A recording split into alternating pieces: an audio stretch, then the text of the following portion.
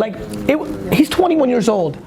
It took another 10 years before I even made my first video online. He's got 10 more years of living. Super inspiring, by the way. Right, you're 32. I was 31 years old. I was 30 actually, it was February 26th, but it was, you know what I mean? But at 32, I was 2 years into Wine Library TV and nobody gave a f. And to be very frank, at the level that we're even talking about, nobody gave a f 18 months ago. Some people gave a fuck. You know, now everyone's gonna eventually give a fuck, but yeah. Since I'm in New York, I brought this bag where I printed your quote. It's one that I really live by. Like, I really don't complain at all for nothing and never at all, especially because of my dad's life and my mom's life. And well, that's mine too. Yeah. You know, we're so lucky about the mom and dad's life. Absolutely. My mom grew up in Soviet Russia, lost her mother at 5 years old. Her dad went to jail for 10 years when she was 8. Like, she came to America with nothing. She raised 3 kids by herself, not one housekeeper for one day ever. Went on one family vacation, never bought anything, like, and never complained. Yeah. So I'm struggling. Yeah. I'm struggling. When I hear people complain, I really get mad. Like, I get furious. I get empathetic.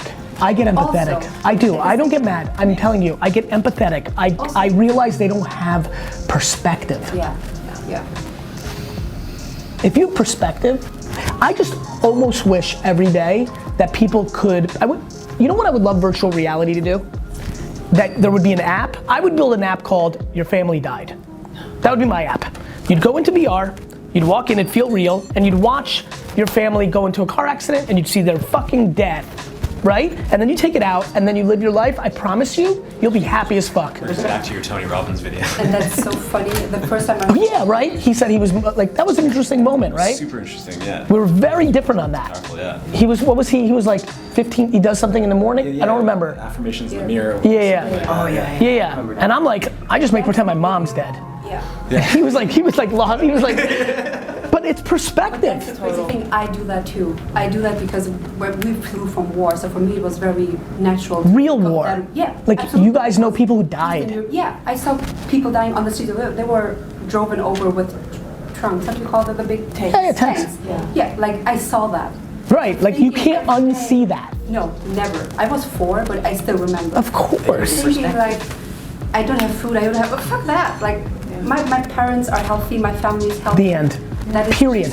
The thing that keeps me still going and being so humble, even though with 24 I make more money than my dad does in 10 years. 100%. It's just, I genuinely think I'm going to be like one of the most famous, impactful people ever, and I feel like I'm gonna feel the same way I feel right now, which is like, okay, like like cool, like what? Yes, great. I'm excited, but like, I don't know. It's just so obvious to me that people that have perspective and don't, you know. And then I'll die, and for 48 hours on whatever the way we communicate as humans, I'll get a ton of love. You'll all tell your stories.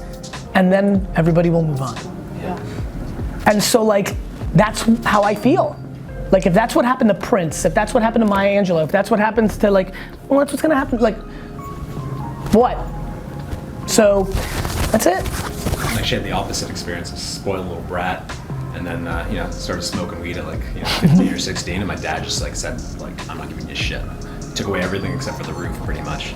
And just started like, And was that good? It was a bad relationship. Sure, but in hindsight, are you happy that happened? But I'm happy because Of course. Because I had no interest as a teen. It was just. Of course. And then everything started just opening up. It's like, yeah, just. Honestly, bro, I swear to God, and I really want this for you. The gift store, before honestly, you say that, it was like either I give you stuff or the weed, and I'm like, well, I prefer to be myself, and I went that path, and that was interesting.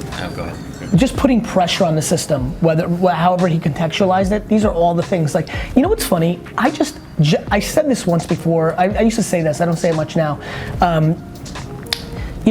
I just think there's not a lot left here, but like there are people who literally think this glass is empty.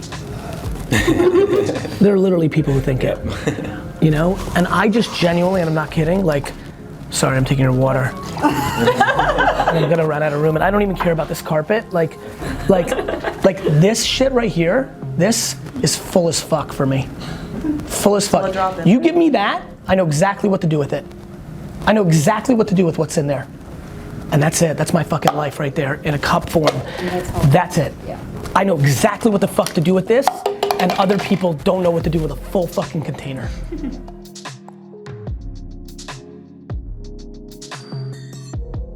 To me, there are a ton of people who booed me along the way, who didn't want to see me succeed, this and that. There's a great story, I wish Brandon was here from Wine Library. There's a great story of a wine supplier who shit on me so heavy and did such the wrong thing, did the wrong thing by my business. I said this once before, did something terrible to me, did the wrong thing by Wine Library, undermined me as a human being with straight lies. I went to an event in New York City where I went to go taste his wine, and he fucking said, get the fuck out of here, you're a piece of shit, you're the worst thing with the wine business. And then when Wine Library TV blew up, he sent me an email, acted as if none of that had ever happened, and asked to be on the show for exposure for his brand, and I said yes. Wow. Why? Because being the bigger person's always right. Dude, negative, he knew, and I know. As long as everyone knows the score, then like, you don't need to impose it. Holding that negativity is stopping you from what you actually want to happen. Okay. Right on. You know what I mean? Yeah. Like, there's a level of being motivated, and I like that, but fake motivated. Like, to me, sports is fake. Like, when I'm working, this is all, like, if I want to put GQ out of business with my new 1:37 p.m., it's kind of fake. I want to put GQ out of business, but I don't want anything bad to happen to humans, and I say, okay, those GQ people will go work somewhere else, maybe at 137, you know? So I think you need to be thoughtful about friends and family in a different way. You have to create a separate space for them, because they deserve it. Like, you know, no matter what, there is a counter argument to, like, you know, when you were 4, they fed you. Right, of course. It's always my argument. I owe you shit. You know? Yeah, absolutely. You know, and I think you need to reconcile. I think the other biggest piece of advice I'll give you as somebody who's dealt with a lot of inner family dynamics, been in business with my family, like, there's always stuff. You need to let poison out of your body. If there's things, you know, you did something and I caught it and I did it and I do it. The way I reconcile things that are frustrating me with the people I love the most is by razzing and being snarky and and drilling them. I do it with my own team, in a fun kind of, you know. Okay. Anybody who's like my parents or my children, like there's an undertone. Right. I get it. I do get it. Right. I really get it. Totally. I think you need to let it out. Okay. It's been the best thing I ever did. My relationships with everybody in my family and my team have been exponentially better as I've, in the last half decade, become a much better communicator. Okay. Got it? Yeah. Cool. Silly question to start with. That's all right. So like, what if I love what I do, right? Working with athletes and coaching people. Yes. And I'm a runner myself. And where do you cross the line of like, I'm not good at, you want to promote yourself, but you don't want to brag? Does that make sense of just of course. Of being able to self-promote, but not be all, look at me, like where do you find that line? I guess it's just a personal decision of where you find that authenticity. That's exactly right. People have a different point of view on promotion, self-promotion, bragging, charlatan, ego. You know, everybody's got, look, I mean, the video camera, like the video. Wrong. No, but I mean, it's a really important point. Like, I, no question, sat for a good week and was like, oof, really? Like, I'm gonna really let somebody follow me? Like, what does that look like in real life? I mean, this is 3 years ago now. Because I've had some really fun, but I don't want to talk about them because I feel like it's bragging. But yet it's like my experience. Here's what I would say, couple things. I never think the truth is bragging. Okay, that's a great point. It's very hard for me to understand how the truth is bragging. That's a good point. You know? Yeah. It's just the truth. That's my now, experience. let me tell you another way. You wanna go a different way? So I got a great idea for you, and it works for me at times. Sometimes I wanna say things in a different way. Maybe what you do instead of bragging is you hit up hundreds of running and strength and health and wellness podcasts, little ones, and ask them to interview you.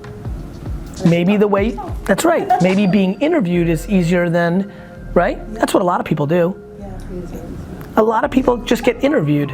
Like I love when people are like, Gary, you're such a self-promoter. I'm like, Dick, you're on the fucking interview circuit like crazy. You're doing the same thing, you're just disguising it. Yeah, that's a good one. You know? Yeah.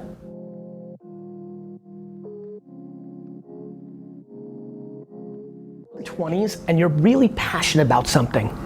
if you really want to do something, you should absolutely do it for free as long as you can humanly do it. And in your 20s, you're more likely to be okay with living with your folks, be okay with getting together with 6 buddies and living in a shithole, not even eating caviar. Like, you know, like. Once I had enough to do the next month of rent, eat it for that month, I was cruising. And that's why I razz products a lot. Even though I sell sneakers, it's not, I don't expect it. Like, I don't want people to buy watches or Supremes or even my sneakers if they can't afford it, you know? Not if it's coming at the expense of them investing in themselves.